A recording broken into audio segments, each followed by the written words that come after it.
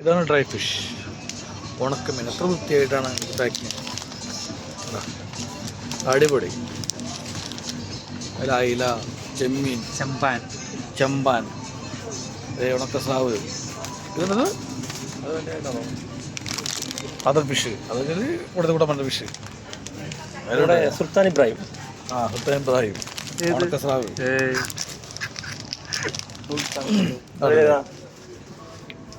കിളിമീനല്ലത്. പുളി, കോൽപ്പുളി, ബിസിനസ്. കോൽപ്പുളി, കോളംപുളി,